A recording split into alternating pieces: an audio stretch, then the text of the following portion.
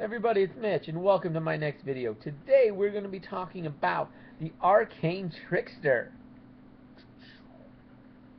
Now, in our next Dungeons & Dragons 3.5 Prestige Class description. Yes, long title, but... Okay, so anyways, what does it take to become an Arcane Trickster, first of all? Well, you can't be lawful. Easy enough to do. Sorry, Paladins, sorry, Monks, you can't be an Arcane Trickster. Not that that really fits them at all anyways. So, okay, next up, they have to have 7 ranks in Decipher Script, Disable Device, Escape Artist, and 4 ranks in Knowledge Arcana. So you're going to want a few levels of Rogue, like 4. And you're going to need like I don't know, A level of, for that, A level of Wizard or Sorcerer. But actually, because of the next one, you're going to need more than that. You're going to need the ability to cast Mage Hand, which is a 0 level spell. Real easy. There's a reason for that. That spell's actually basically how they use all their special abilities. And at least one arcane spell of 3rd level or higher. So you're going to need to be at least a 5th level wizard or 6th level sorcerer. So you're looking at pretty high level character, at least 9 or 10 levels before entering this. So it's a little bit more difficult than most to get into. Also, you're going to need sneak attack of 2d6. So 3 levels of rogue for that, but you already needed about 4 just to get all the skills. So, now, what are the benefits? Now, that's where this class gets good. Bad base attack, okay, not the best. Bad fortitude, not surprising. Good reflex and a good will, so that's really good. Also, they get sneak attack on all their even levels, which is almost as good as a rogue. They get them on the odd levels, which is a little bit better because you get the odd levels before the even levels. 1, 2, 3. Odd is before even in a general counting pattern. So almost as good, not quite, but still really amazing. And also they get spells per day every level, so their sorcerer wizard level goes up every single time. So they get a lot. Now, in addition to that, they're also going to get all these special things that they get.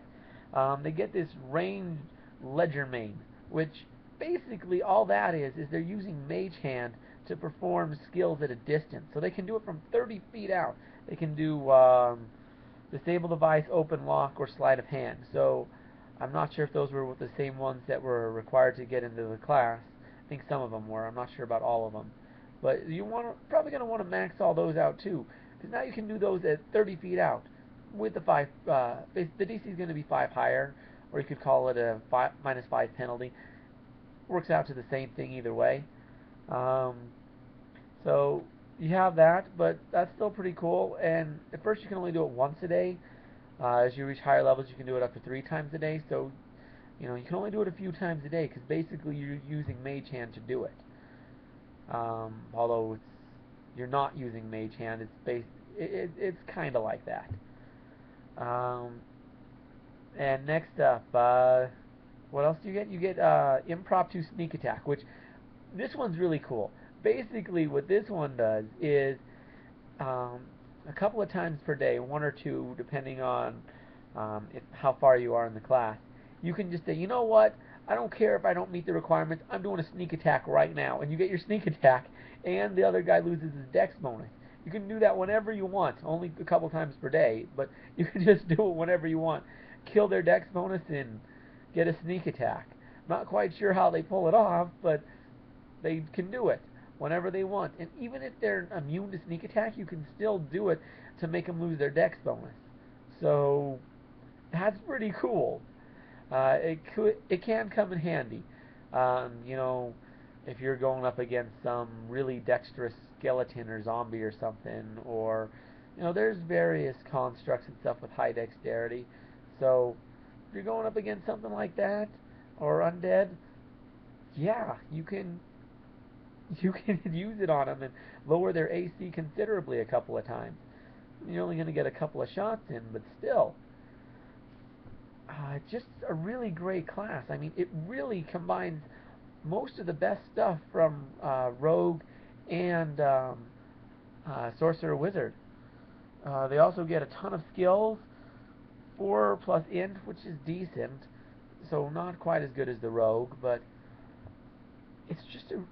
I was looking at it, it's actually a really solid class. If you were ever going to combine Rogue with Sorcerer or Wizard, that would be the way to do it. And Rogues usually only use light armor, so you're not losing a huge thing for armor by doing this. I mean, you're going to be going down to none, but that's not too terrible for a rogue, unlike a fighter or something. So, yeah, it's a great class. Um, Basically, you'd be playing it as if you were a rogue and a sorcerer at the same time. If you're playing this class, that's how you'd play it. You'd probably want to, well, you can do it all sorts of different ways. You can take all your rogue levels and all your sorcerer levels, or you can mix and match. But eventually, when you start taking this class, you're going to need to be identifying yourself as both a rogue and as a sorcerer or as a wizard. Very similar things. You're going to need to identify in both ways, and then just use this class to just kind of combine them and, you know, the special features of it. Because really, that's all it is.